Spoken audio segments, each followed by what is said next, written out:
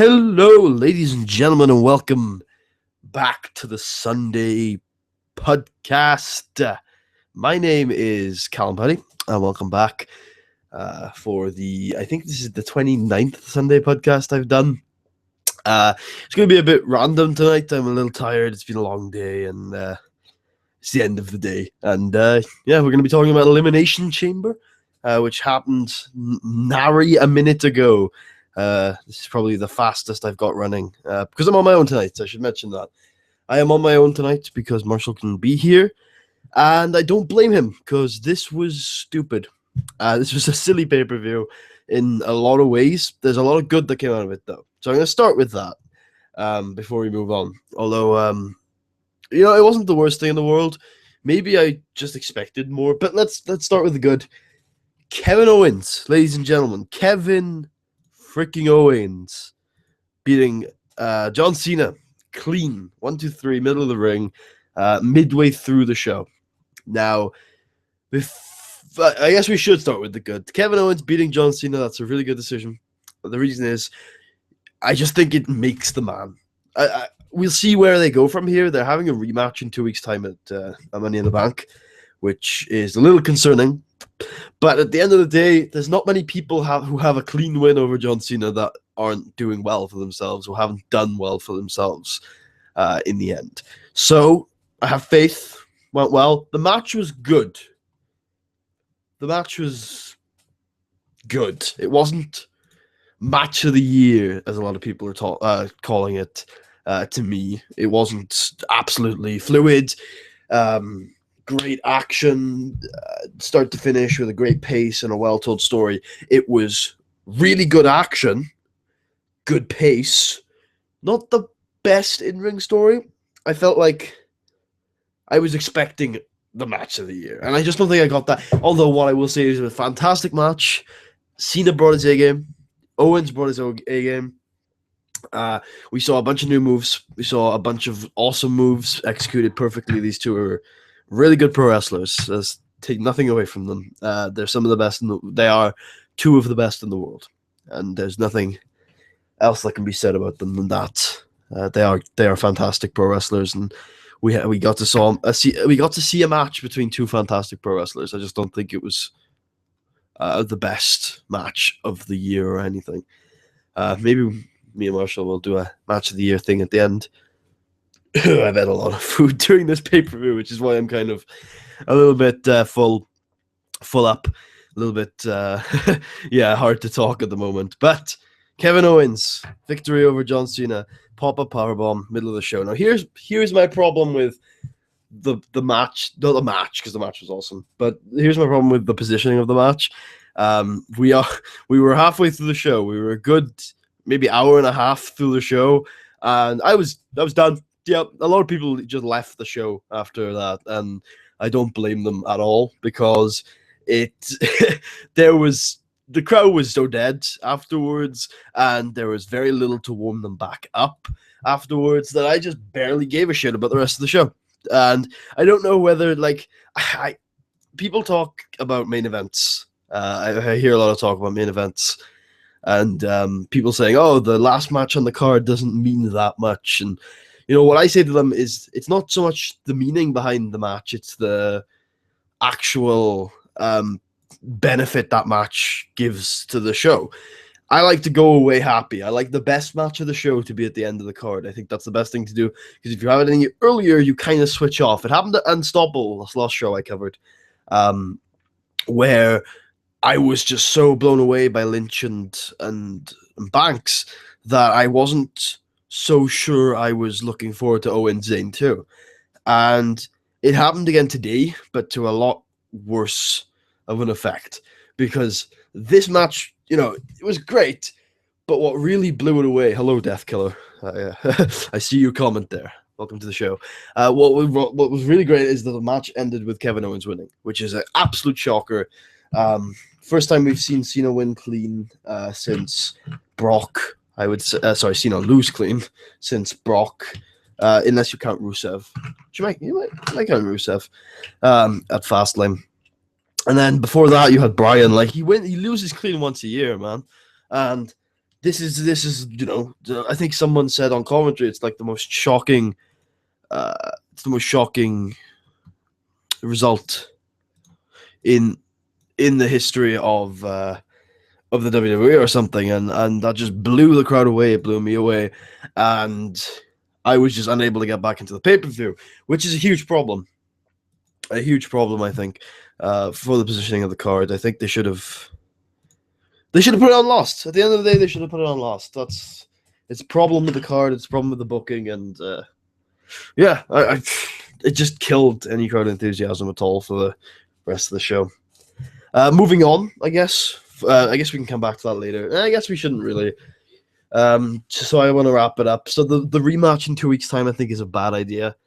There's so much. I know I'm not going to talk too much today about NXT and Kevin Owens and the future and things like that. There's a lot of shit we can talk about, but I'm alone tonight, so I'll probably just go through the card, say what I thought, and cover the matches. So, moving on to the first match of the night. We'll go in order now. Kevin Owens versus John Cena was a little out of order, I guess, because I think it's the most important match to talk about. The rest of this card was pretty silly. The rest of the card was pretty stupid.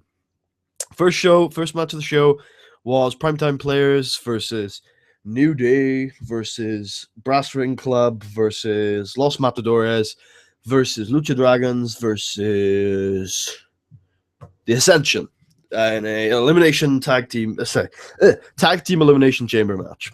And it was good. It was high octane. It was fast paced. It was pretty good for what it was. Most of the action was all right. It was a little sloppy. Don't get me wrong. Few spots looked a little bit botched, as these teams tend to do these days. But it was good. It was good action. They pulled it off pretty well. It was fun for what it was. My problem is with the booking. So the most dominant force in the first half of the chamber was The Ascension, and then the most dominant force in the second half of the chamber was Primetime Players. I don't like either of those teams to any large extent. I don't love either of those teams to any large extent. But what I will say is that I do like the Brass Ring Club, and I do like New Day, and I like the Lucha Dragons. And I'm pretty okay with the Los Matadores as well. I'm just so surprised that they didn't feature them more towards the end, and it just made me think I don't give a shit about this anymore. It was bad. I don't care about Titus O'Neil. I don't give a shit. God, if you're gonna do that, at least do it with Harper and Rowan, because they're actually really good. I don't know. This was stupid. It was just stupid. Yeah, there you go. Stupid match. Good towards the start. Really petered off. Booking was bad. Winners with New Day. Which is one, this is a good result because New Day are a good team. They need a little bit of building. They need a little bit of cementing in the middle of in where they are in the card. I'm hoping that they stick around for a bit longer, that the reign is a long one, because I think they're a good team, and I think that long reigns in the tag division are long overdue.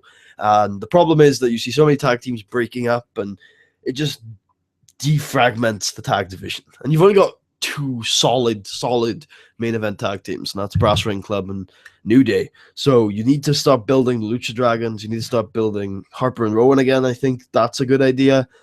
But all three of the White family are missing off this card tonight. Just so stupid. All right, moving on from that match, because it was good, but booking was stupid. I think the next match was the women. I don't think I'm missing anything. So yeah, the women had a match. It was a triple threat. It was Nikki versus Paige versus Naomi. Naomi continues to be reasonable, solid, and decent.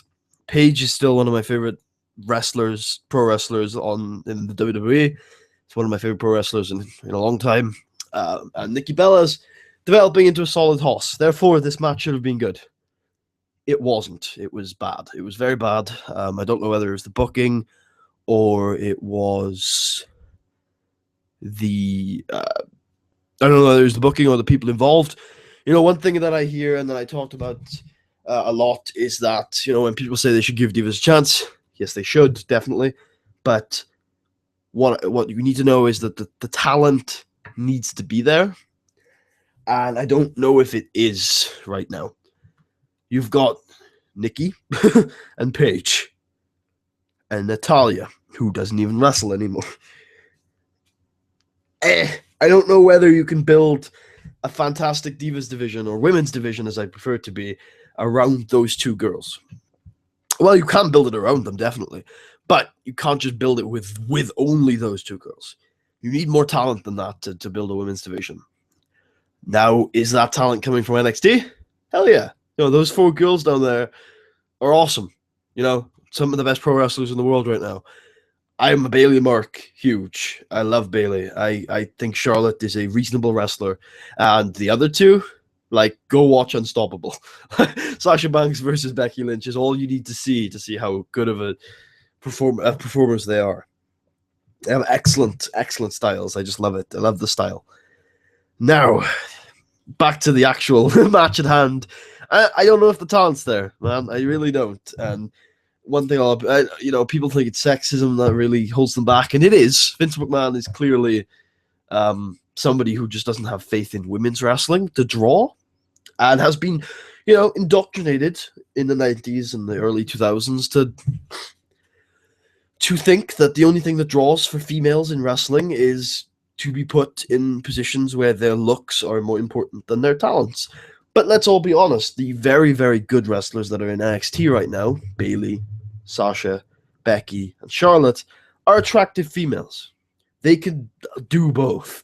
And I don't even know why I got off to that tangent, because right now, I've gotten to this point where I think a lot of people are on the same page that female pro wrestling should be about wrestling, as should wrestling. It's, wrestling is storytelling, but I think I'm getting off the topic again. But one thing I should say is, despite, yes, there is an issue with women in pro wrestling right now. There is. In WWE. Actually, in pro wrestling in general. The big companies don't have a lot of women pro wrestling. The best women's pro wrestling comes from specific women's promotions like Shimmer and Shine. ROH doesn't have a great women's division. I don't even think they have a women's division. I can't even remember. I know they have Maria Kanellis working on an awesome manager role right now, but they don't have her wrestling because she's not a great wrestler. But she's an awesome promo. In Japan, I only watch a little bit of Japan, but I don't think they have a women's division over there. I was watching I think it was PWG. No, it wasn't. It was like family. It was something family wrestling. I don't know. It was a show with Ivelisse on it from, I think she's on Lucha Underground. No, she isn't. I can't remember. She was wrestling Maria Kanellis, I think, on that show. And Candice LeRae, who I adore as a pro wrestler. She's awesome. I think mixed gender, I'm getting so off topic. Mixed gender wrestling, mixed gender tag team wrestling is one of the futures of female wrestling, I think. If, I would hope they can stand on their own feet, but perhaps a way of breaking into that is mixed gender stuff, because I think it's awesome. I really do. Even if you do it on WWE's rules, which are the men can't fight the women, which I think is stupid. But if you do that, I think it's a way of legitimizing it a little bit.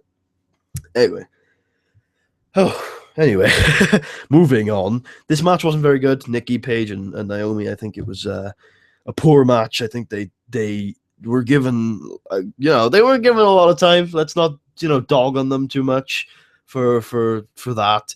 But at the same time, I don't think they made the best use of their time. And for God's sake, I'm going to keep saying this. I've said this every single wrestling podcast we've had since. Turn Nikki Bella heel. Please. She is not a babyface. No.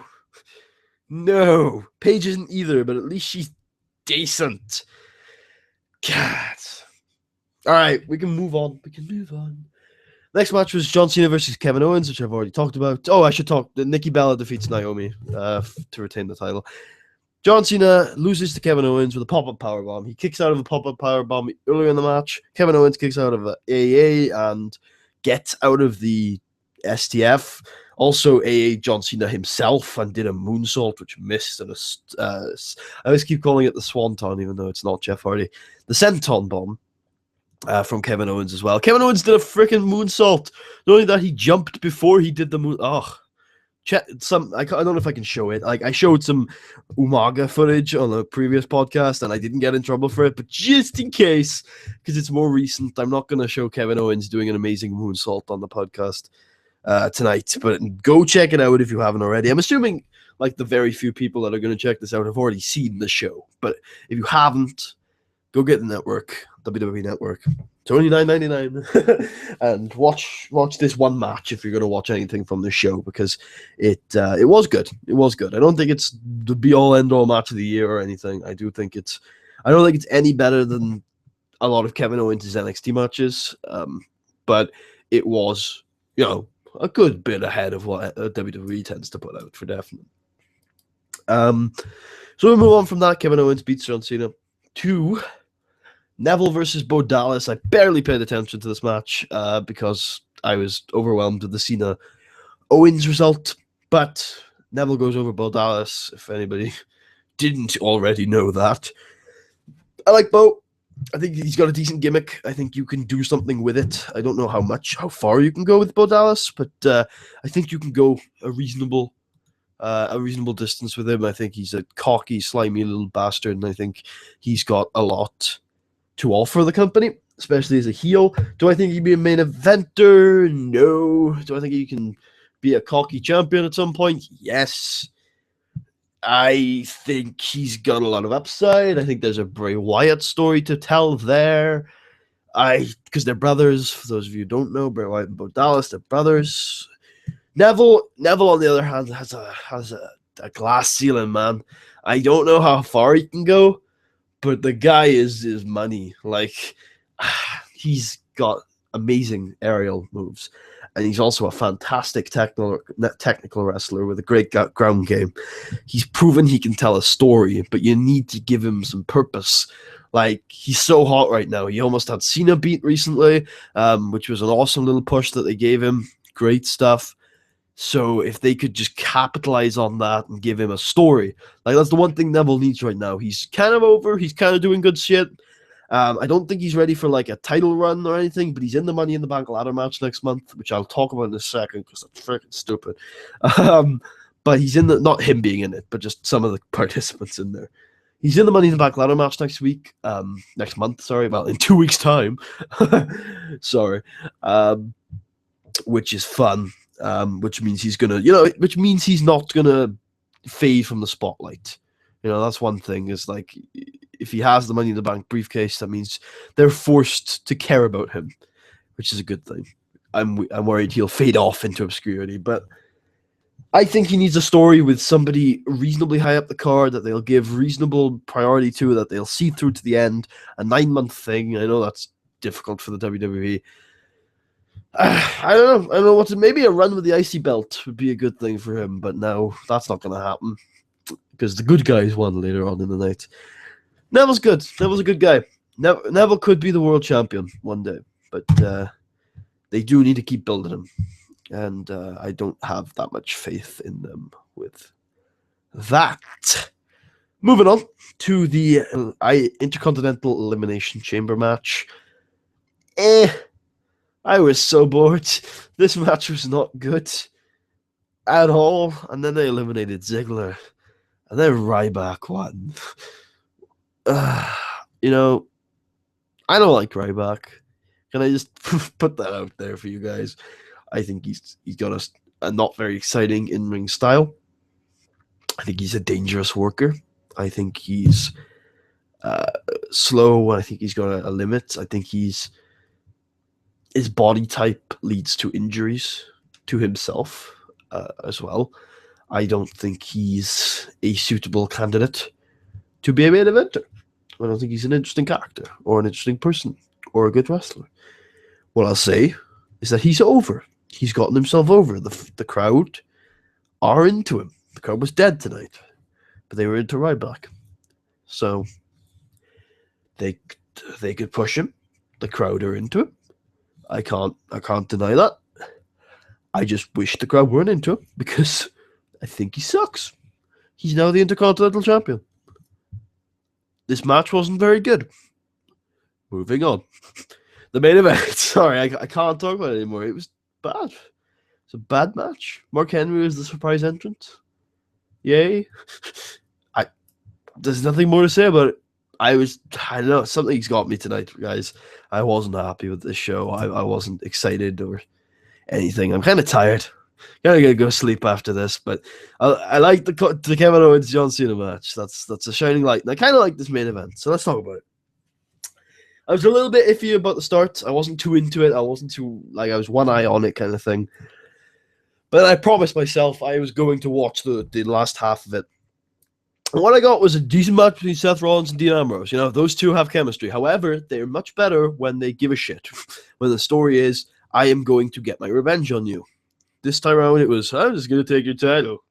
You know, because I want to. And that was the story. And didn't quite make the match as good as I was hoping it was going to be. But it was good. It was solid. Better than the Cena Owens match? Hell no. Hell no, but it was decent. That's why I don't want to give grades anymore. We'll give grades again soon once we've reset our grading system.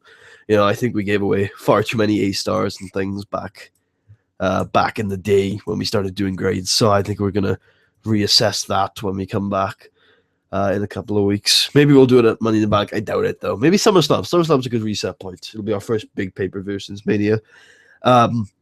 Hell, this was huge, man. Fucking someone beat Cena clean.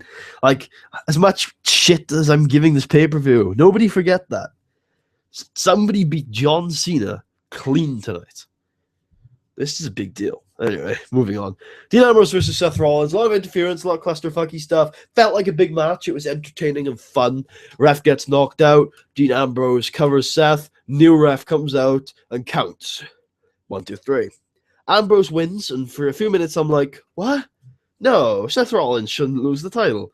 Seth Rollins should have kept the title. He needs to face Brock, and he needs to make it relevant, and he needs to lose it to an upcoming face, which may or may not be Dean Ambrose, but at a big event, in a big way. Why is this happening? And then I thought to myself, fuck it, Putty. Leave it alone. You're a Dean Ambrose mark. Just celebrate. And I celebrated. Harder than I've celebrated in a long time. And then they took it from me. So they go to the ring announcer and say, you know what? Dean Ambrose didn't win that match because when the ref got knocked out, Seth Rollins got disqualified. And so Dean Ambrose won the match, but Seth Rollins keeps the title. And I thought to myself, fuck you. Fuck you, WWE. I was ready to just say, fuck you, this was a decent pay-per-view. But no, this was a stupid pay-per-view with a lot of bad decisions, a lot of terrible booking, a lot of terrible shit. At the end of the night, Dean Ambrose is holding the WWE title. He runs away with it. But he's not champion. He's not going to keep it by the end of tomorrow. Oh, stupid shit tonight.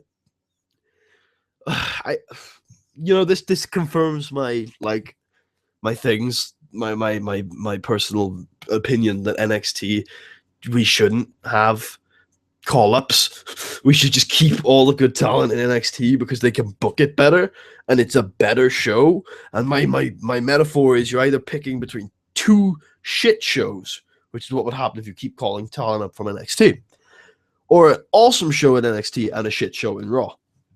Now, this was stupid. Kevin Owens was handled well tonight. Adrian Neville was handled well tonight. Hell, all the NXT graduates were actually handled quite well tonight. But no complaints about that. But I was disappointed for most of this pay-per-view in a lot of shit. There was a lot of shit tonight. I don't know. I don't know how to end this off, I guess. Because I think it's like renewal date for your WWE networks today. I'd renew.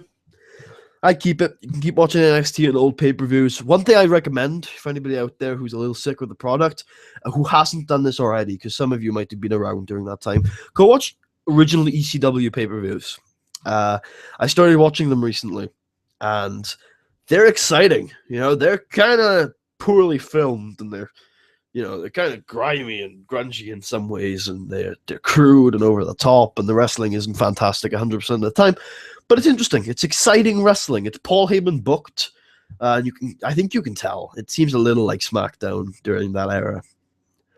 I loved SmackDown during that era, by the way. That was my era of wrestling. And it's interesting. Give it a go if you've got the network. If you don't, go get the network, because the network's worth the money. For NXT alone.